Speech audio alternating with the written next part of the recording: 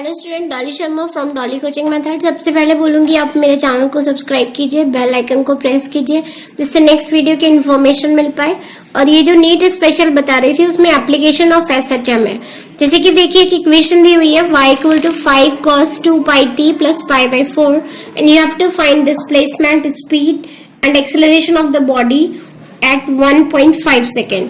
तो सिंपल सा देखिए जो इक्वेशन आपको दी हुई है, क्योंकि ऑब्जेक्टिव क्वेश्चन है तो हम डायरेक्ट वही इक्वेशन लिख रहे हैं जिससे कंपेयर करना है। ओमेगा टी प्लस 5 लिख दिया।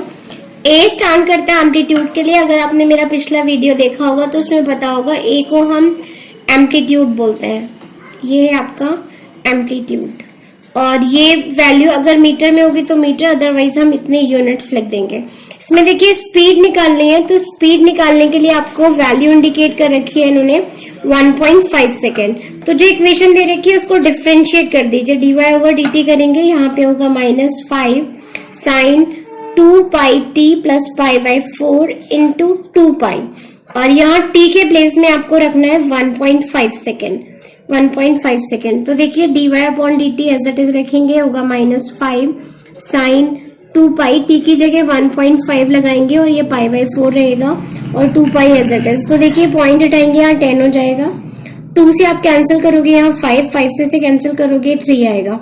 तो आपके पास आएगा 3 पाई बाय, एक लाइन लिख दे रही हूँ, तो ये हो गया 10 पाई और इसे लिखेंगे sine 3 pi plus pi by 4। तो इस वाली वैल्यू को आप लिख सकते हो minus direct 10 pi sine pi by 4, और पाई बाई 4 की वैल्यू रहती है √2। तो 10 पाई इंटू 1/√2 करेंगे और यहाँ से कैलकुलेशन करके आपके पास ये वैल्यू आ जाएगी इतने मीटर पर सेकेंड। इसी में देखिए आपको एक्सेलरेशन फाइंड आउट करना है। तो एक्सेलरेशन के लिए फॉर्मूला होता है omega a square minus y square. तो देखिए एक्सेलरेशन आपको t is equal to 1.5 second पे निकालना है। तो हम एक काम कर सकते हैं, जो y इक्वल टू इक्वेशन दे रखी है 5 cos 2 पाई, यहाँ पे 1.5 प्लस पाई बाई 4 लिख सकते हैं। तो देखिए इस पॉइंट को हटाएंगे, यहाँ पर 0 आएगा, 3 से काटेंगे 5 और 5 से काटेंगे तो 3 हो जाएगा। 5 cos 3 pi plus pi by 4, फिर से इस वाली वैल्यू को आप लिखेंगे 5 cos पाई बाई 4, यानी वैल्यू 5/√2, यानी कि 5√2/2 आ जाएगा। ये डिस्प्लेसमेंट आ गया आपके पास। और अगर आप एक्सेलरेशन निकालोगे तो ओमेगा के प्लेस में हम यहाँ पर लगा देंगे ये जो वैल्यू हमें गिवन है और उसके अकॉर्डिंग हम इस रिलेशन को सॉल्व कर लेंगे। नेक्स्ट क्वेश्चन देखिए। इस टाइप का क्वेश्चन आने के बहुत ज्यादा स्ट्रॉन्ग चांसेस है। इस क्वेश्चन में आपको लिखा है a particle is executing linear SHM of amplitude A, what fraction of total energy is kinetic energy when the displacement is half. फिर से देख लीजिए, what fraction of the total energy is kinetic energy when the displacement is half. And next में बताना है what distance the energy, half the kinetic energy and half the potential energy.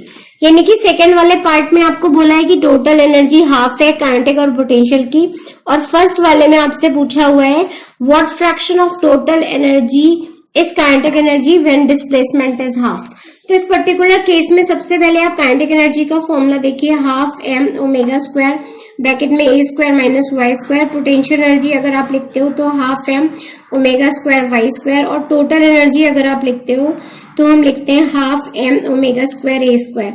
तो सबसे पहले देखिए total energy is independent of displacement.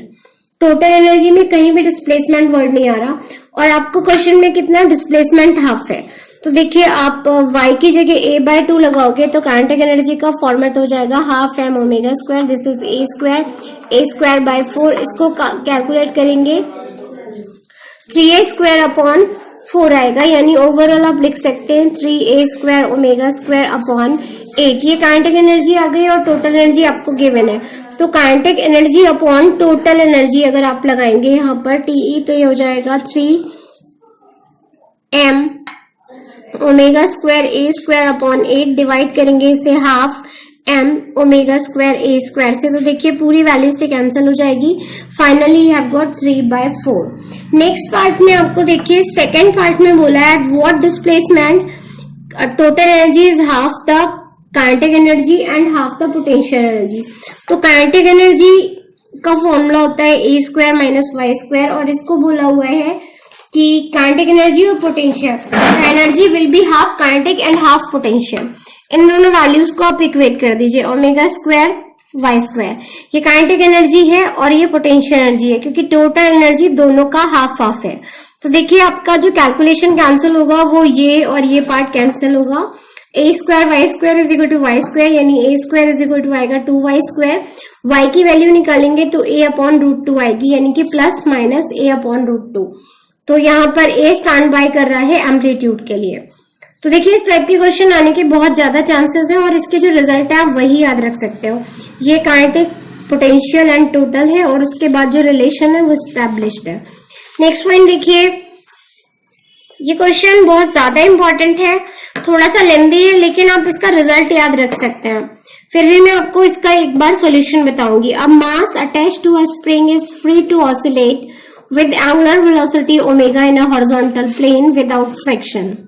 Just repeating, a mass attached to a spring is free to oscillate with angular velocity omega in a horizontal plane without friction.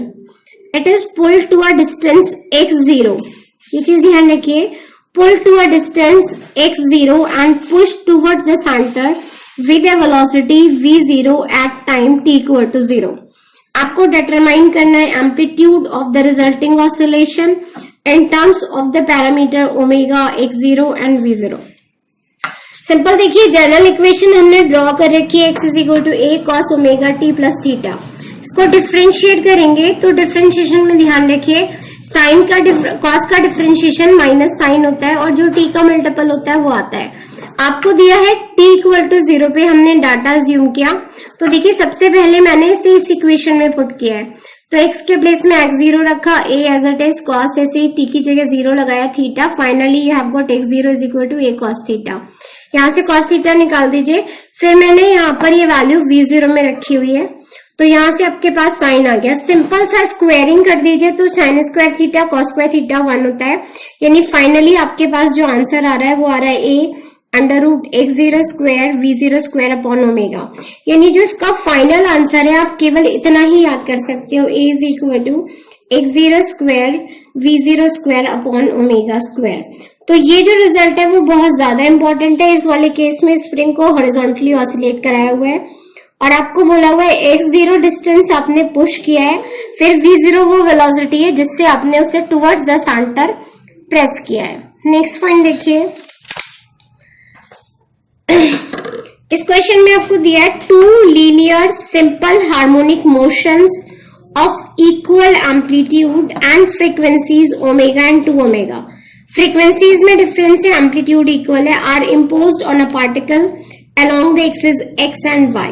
यानी omega वाली frequency along x axis है और 2 ओमेगा along y axis है। If the initial phase between them is π/2, then find the resultant path followed by the particle। तो देखिए दोनों के बीच में जो पाथ डिफरेंस है वो π/2 का है। तो सिंपल सा देखिए, अगर मैं आपसे बोलूं कि y एक्सिस के अलोंग आप इक्वेशन अज्यूम कर रहे हो ओमेगा t प्लस थीटा, तो आप x एक्सिस के अलोंग जो इक्वेशन अज्यूम करोगे उसमें आप सिंपल सा यहां पर रखोगे a। अब इस वाली इक्वेशन में आपके पास जो डिफरेंस है वो π/2 का है। 2 लीनियर सिंपल हार्मोनिक मोशंस। देखिए s इज इक्वल टू, अगर ये एक्सिस क्वेश्चन को हम लिखेंगे तो यहाँ पे लिखेंगे sine omega t plus theta plus π/2।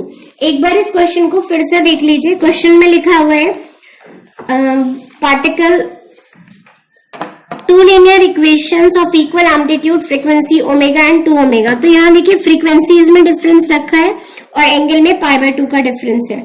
तो देखिए फर्स्ट इक्वेशन से आप जो ड्रॉ करोगे वो आ जाएगा एट t इक्वल टू 0 पे। अगर आप इस इक्वेशन को निकालोगे तो y is equal to a sine theta आएगा। यहाँ से साइन थीटा की वैल्यू निकालेंगे वो y अपॉन a आएगी। और इस इक्वेशन को अगर हम लिखते हैं तो ये हो जाएगा आपका cos 2 omega t plus theta, और इसके बाद एट t इक्वल टू 0 पे जब आप इसे सॉल्व करोगे तो x बराबर आ जाएगा a cos थीटा। यहाँ से cos थीटा की वैल्यू निकालोगे x अपॉन a आएगी और ये साइन। इन दोनों इक्वेशंस को आप स्क्वायरिंग एंड एडिंग कर दोगे squaring and adding we get, तो देखिए इस इक्वेशन में आ जाएगा sine square theta plus cos square theta is equal to x square upon a square Y square upon b square, ये सॉरी ए स्क्वायर, और आइडेंटिटी से ये वैल्यू 1 होगी, यानी x square plus y square is equal to a square. Simple आप a की वैल्यू निकालोगे तो ये आ जाएगी x square plus y square. इसी में एक और छोटा सा क्वेश्चन देखिए, the length of a weightless spring increased by 2 centimeter when a weight of 1 kilogram is suspended from it। ये लाइन बहुत ज्यादा इंपॉर्टेंट है। आपसे कहा हुआ है कि जब हमने 1 किलोग्राम वेट इसमें सस्पेंड किया है तो लेंथ कितनी इंक्रीज हुई है, 2 सेंटीमीटर। तो सिंपल सा इक्वेशन, इस केस को देख के आप ये इम्प्लीमेंट करोगे।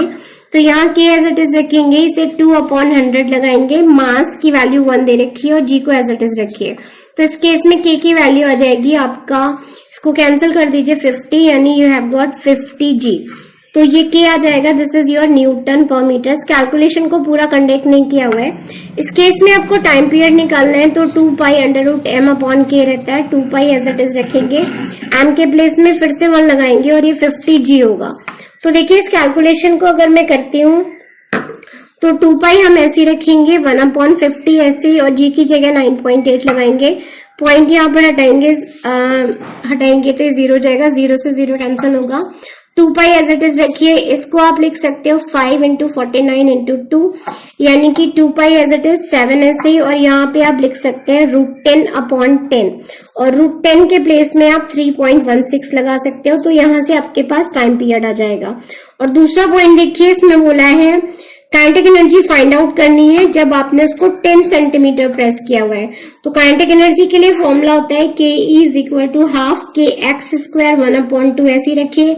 के प्लेस में आप 50 जी लगाओगे और यहाँ 10/100 का स्क्वायर करोगे, यानी कैलकुलेशन करेंगे, इसे कैंसिल करेंगे 25 जी की वैल्यू 9.8, और इस कैलकुलेशन को अगर आप कंडक्ट करोगे तो ये आएगा 1/100। 25 को 4 से डिवाइड कर दीजिए, यानी 9.8/4, और ये वैल्यू आपकी जूल में आ जाएगी, जो आप फाइनली कैलकुलेट कर सकते हो।